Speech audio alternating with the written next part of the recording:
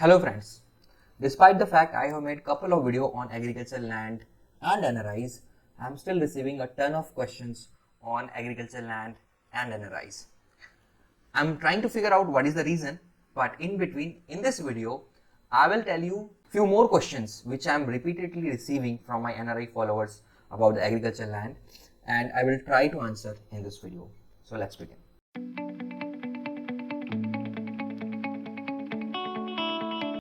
So hello friends, my name is Arun Tiwari and I generally make videos on NRI tax compliances, NRI notices and NRI lower TDS or how NRI should sell properties. And in this video, I will talk about the most sought after property as on today by NRIs. I feel like that about the agricultural land and NRIs. And I will take some questions from the real consultings which I have did on that. I definitely have charged money for that, but I want to give here the feedback because I want that.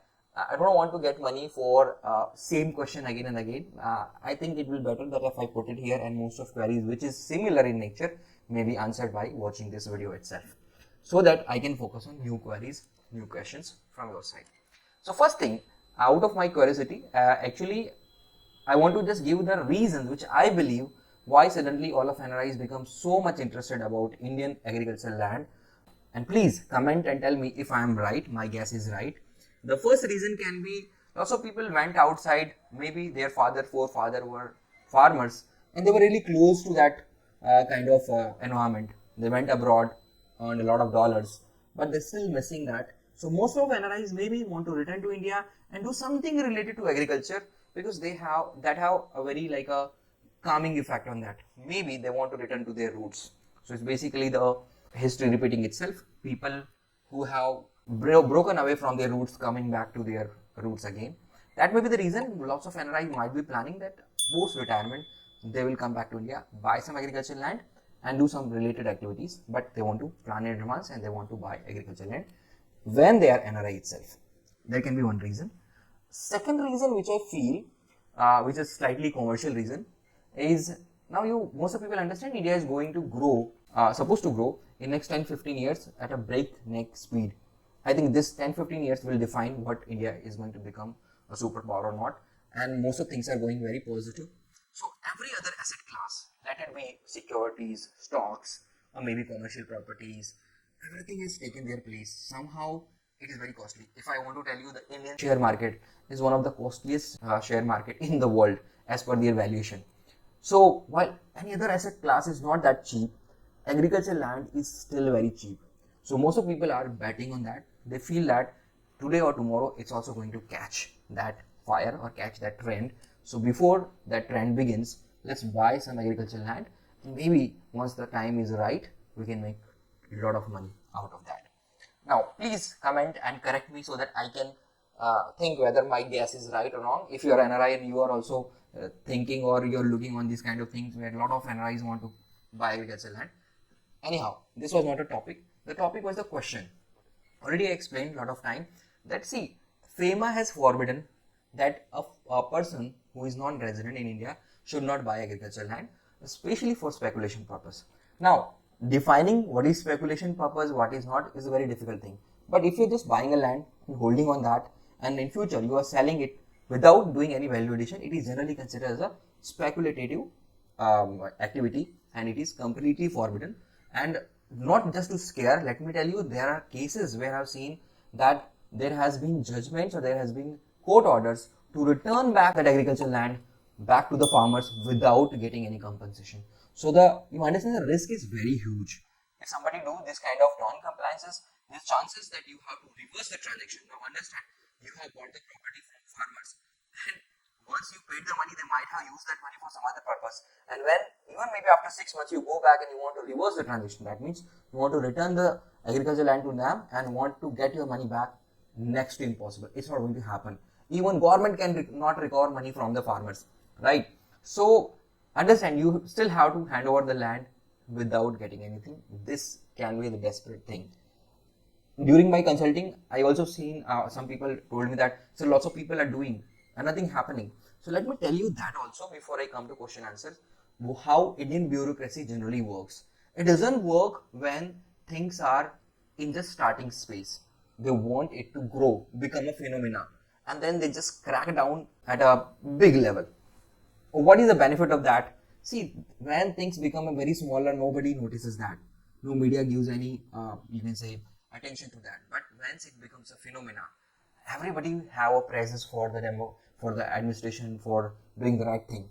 It becomes good for government also. So most of cases, if I just give a recent example, recently due to boom in YouTube, every Tom, Dick and Harry started giving stock related advices. Lots of people lost their money and nothing was done by SEBI, that is the Indian authority which should control this kind of activity, till the time it become a national phenomena, till the time people start blaming. Lots of people are losing lots of money due to this online free advice on stock market, which is basically a scam, and they cracked down on a big level. They then started catch holding all those people who have done something like that. They started levying a heavy penalty. In some cases penalty was bigger than what they have earned. So only thing I want to say by giving that example, just because something is not happening now doesn't warrant or guarantees that it will not happen in the future. Maybe once a lot of people start buying the agricultural land, someday one newspaper, some news clip comes that, oh, the foreigners are buying Indian farmers' land, and then all other media will start just simply catching that news, and all of a sudden you will be standing in the front of a big issue. And what will happen in that case, you can understand.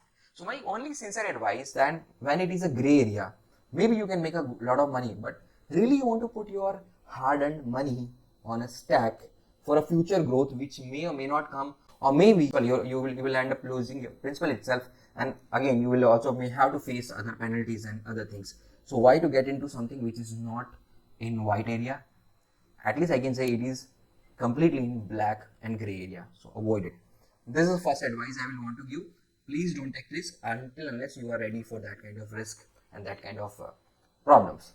Now, let's talk about some questions which may arise. So one question, can a parents gift agricultural land to their NRI, maybe son or daughter? The answer is no. See, till the time they are around, they cannot, the NRIs or the non-residents cannot become directly or indirectly beneficiary of agricultural land.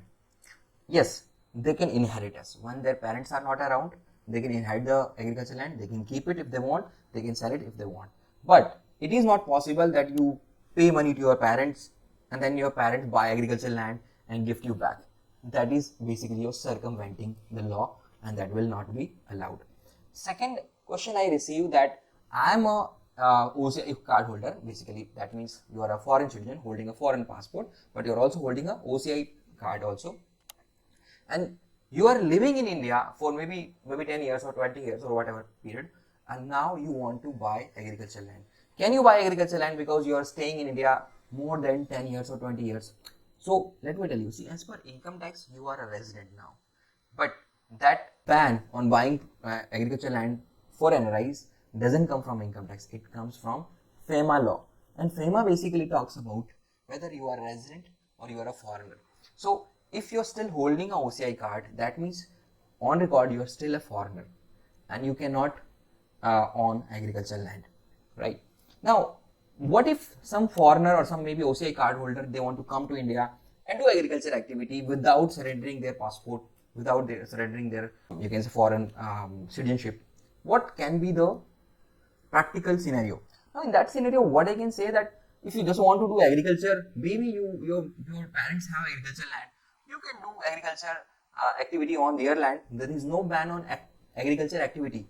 There is only ban on buying agriculture land. So this will be a practical example. You can take agriculture land on lease also, right? You can maybe some of your family member can buy agriculture land from their fund, of course, from their fund, and they can let you do agriculture activity, right? So this can be a very practical way where genuinely you want to do some agriculture activity without owning the land. But owning a land as soon as you are a non-resident is basically not allowed.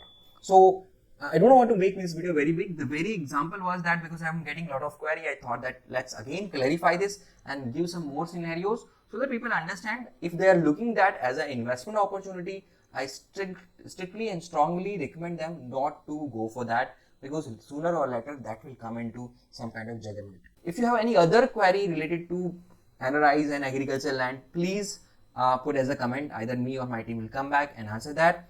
And if you have any other query related to NRI taxation, NRI litigation, legal, please write that also, and we will definitely help you. I will definitely come back and answer. And if it's very repetitive question, I will make video on that. That's all in this video. Thank you. Have a nice day.